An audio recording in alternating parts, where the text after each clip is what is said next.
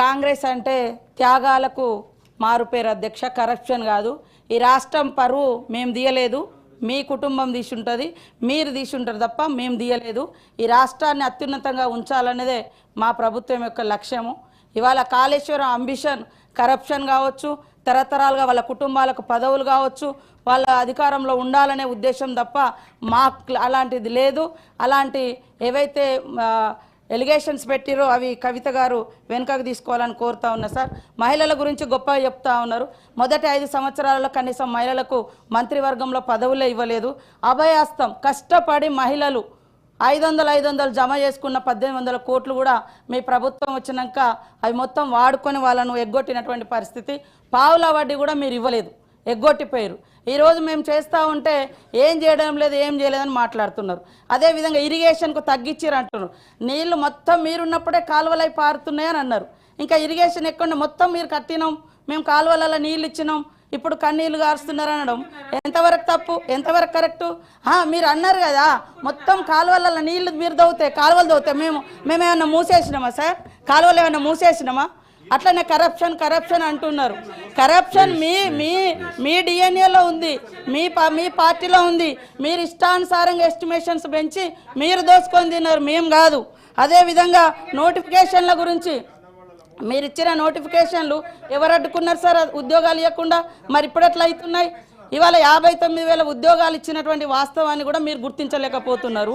ఇవాళ కారుణ్య నియామకాలంటే చనిపోయిన వాళ్ళ గురించి కనీసం మీరు పట్టించుకోలేదని నిన్న మాట్లాడండి సీఎం గారు. 7-8 సంవత్సరాల నుంచి పెండింగ్లో ఉంది.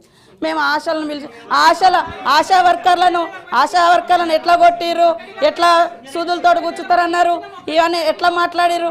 కాబట్టి అవును మీరు అన్నీ చేస్తే మరి మిమ్మల్ని అందరూ అక్కడ ఎందుకు కూర్చోబెట్టిర్రు? ఇవాళ 1% తోటే అంటున్నారు. మీరు అధికారంలోకి వచ్చినప్పుడు 63 సీట్లు వచ్చినాయి.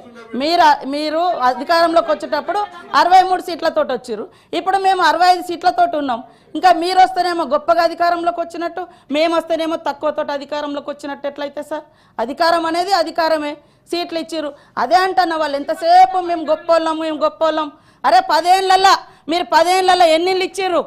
మీరు ఫస్ట్ సారి 10 ఏళ్ళలో వచ్చినప్పుడు 10 ఏళ్ళల్లో అరే మేము ఇయ్యలే, ఉమ్మడి రాష్ట్రంలో అది సరిగా జరగలేదని తెలంగాణ కోసం కొట్లాడి తెచ్చుకున్న తెలంగాణలో మీరు అద్భుతాలు చేస్తా అన్నారు.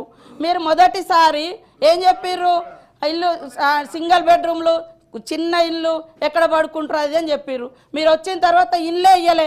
మళ్ళీ లాస్ట్కి మొన్న 2023లో ఎలక్షన్ల ముందు ఇచ్చిర్రు 5 లక్షలు 7 లక్షలతో ఇల్లులు కట్టిస్తామని చెప్పి ఆ ఇల్లులు కూడా 3 లక్షలకు తగ్గించారు.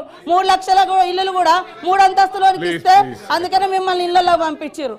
కాబట్టి ఈ రకమైన మేము వచ్చి 1.5 ఇయర్ కూడా అయితలేదు. పదే ఏమైంది? మేము ఫ్రీ బస్ ఇస్తే మీరు ఓర్వలేరైతురి, మేము ఇల్లు ఇస్తే ఓర్వలేరైతురి, మేము ఉద్యోగాలు ఇస్తే ఓర్వలేరైతురి. పదే ఈ రకమైనటువంటిది. ఇవాళ మరి మీరు ఒక పథకం పెట్టిరు, అన్ని మీరు ఇచ్చిన పథకాలను మేము ఇవాళ రాజీవ్ యువ వికాసం పెడితే ఎందుకు అంత మీకు అక్కసు? ఇవాళ బడ్జెట్ లో అదే ఇంటికో ఉద్యోగం అని చెప్పారు. అదే విధంగా 100 కోట్లు బడ్జెట్ లో పోయిన బడ్జెట్ లో 2019 బడ్జెట్ లో ఏది నిరుద్యోగ భృతి ఇస్తామని కూడా బడ్జెట్ లో 100 కోట్లు కేటాయించి కూడా వాళ్ళు ఇవ్వలేదు. ఇట్లాంటి ఎన్నో ఉన్నాయి.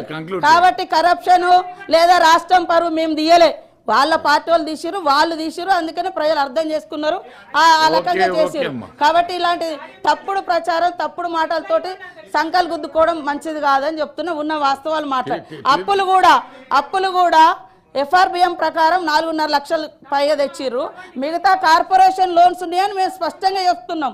కార్పొరేషన్ లోన్స్ కూడా తెచ్చిర్రు, అవన్నీ కూడా బయట పెడతాం. అప్పుడు మీరు ఒప్పుకోండి. మరి మీ హయాంలో 7 లక్షల కోట్ల అప్పు అయిందా కాలేదో మేము చూపిస్తాం. సీఎం గారు బరాబర్ చెప్పిండు అప్పులకు వడ్డీలు కడుతున్నామని. అయినా కూడా అదే రకంగా మాట్లాడు. ఈ రాష్ట్రం పరువు మేము తీయలేదు, ఆడోళ్ళ పరువు అసలే తీయలేదు, మేము తీయలేదు సార్.